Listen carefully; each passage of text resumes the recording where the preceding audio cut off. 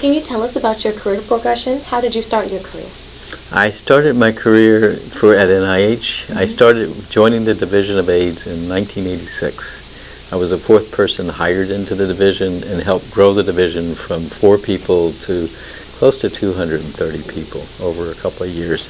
But it was a fascinating time period because we didn't have any drugs to treat AIDS. We didn't know what AIDS was, and so I got to experience the Institute at NIAID in a fantastic way, to watch it grow and develop in a very short period of time. What is it like acting as the Deputy Director for Management?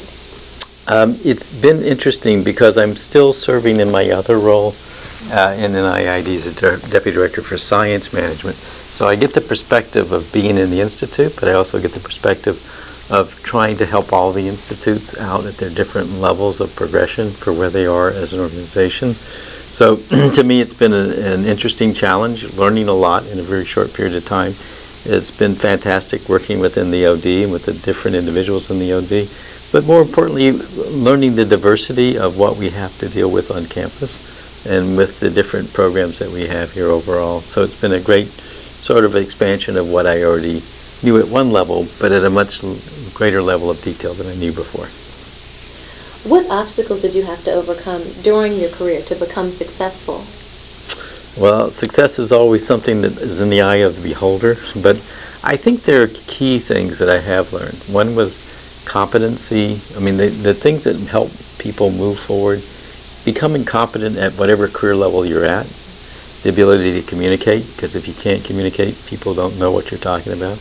Critical thinking, because if you can't think about how to help things, you don't move very forward. Capacity for change, because you're not going to move easily from one career or one part of a career to another unless you're able to change and adapt. Collaboration, because you have to be able to work with other people. You really can't be a standalone person, and you really can't achieve much alone unless you work with others.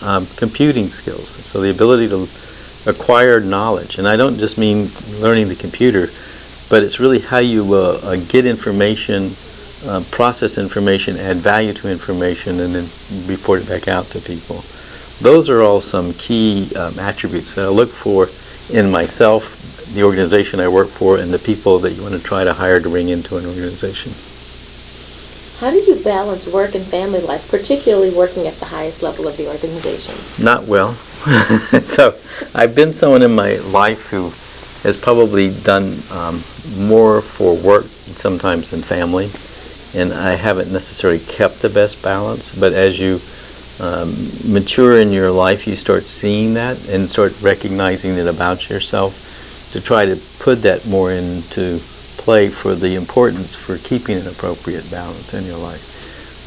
But I would have to say part of what has driven me in my career is the attraction to be totally engrossed in something like helping to stop the AIDS epidemic, or in trying to help restructure the organization, because I think more importantly is finding what your core values are. What do you actually value in terms of life? And mine has been something that it really took me in my 40s to figure out. That is leveling the playing field so everybody has equal access and equal opportunities to move forward, and then developing the organization and the people to the best that they can be. And a sort of achieving process and procedure, because we don't like to think this way, but most people, once they're gone out of a position, their half-life for when people remember them is very short. Who was in this job? I'll ask the question.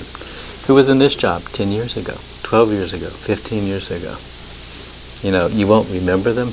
But what people do have established is sort of a cultural framework for the organization, process and procedures which outlive when people remember them. And if you do that well, they'll out-survive your time as tenure in terms of trying to manage something and make it the best place that you can.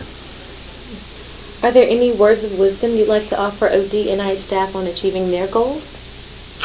Yeah, there are 5 things that I talk about for people. One is to be open, because if you're not open to information, you can't grow. And the second is to be aware, and awareness is separate from openness. So to be aware is hard to do because our brains dumb us down, because it doesn't like to process so much information. It's like the example of I'm driving down the street and I come to work. What cars did I see? What color were they? What type were they? I don't know. I'm buying a new car and I drive down the street. I saw 5 convertibles. I saw 4 in gold. I like the blue one better than the gold. Your awareness levels increase. So not only to be aware in your field, but to look at other fields and other areas that you might want to move into, because awareness is something you have to work at. It's not something that you can just let information pass by. The next part is the hardest part, and most people don't get to this stage, and that's to be truthful. So not only can I be truthful to you and have an open and honest conversation that is productive for both of us, but how do you get to the next stage of being honest about yourself and who you are, what you want to try to achieve? So being truthful doesn't mean you have to go out and change things. So being truthful means I'm working for a jerk. I know I'm working for a jerk, but it's okay in my stage of my life that I'm working for this jerk, because I'm learning from him or her, and I'm now going to move on when I'm ready to move on. But I'm not a victim. No one's doing anything to me. It's an active choice that I'm here. So being truthful is probably the hardest stage. And then it's getting to the stage of empathy and recognition of all those around you, that they're just as important as you are, and we're all trying to achieve goals, and to recognizing the value that each of us bring to the table to capitalize on that. And you do that through 2 things. One is you connect it. So you're connected to people, you talk to them, you understand what motivates them. Because you can't have one formula for motivating people in an organization. What motivates you would be different from somebody else.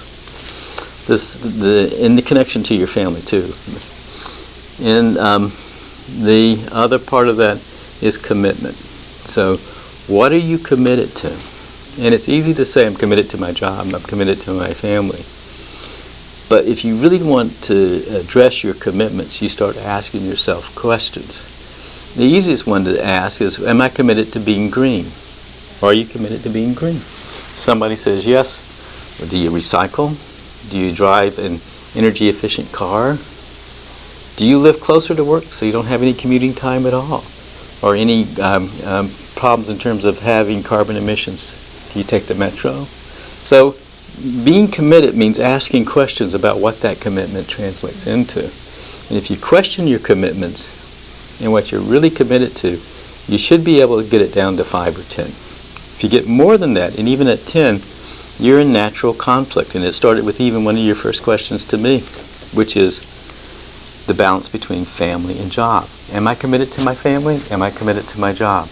There's an internal conflict with every commitment that comes forward in your life. And it's basically understanding what you're committed to that brings clarity to your decision-making process, where you can move forward through life pretty quickly and easily, rather than being buffeted by the winds of every soundbite that comes across you, which many people have happened to them. So that's my advice, the 5 things: openness, awareness, truthfulness, commitment, and then connected to the people around you.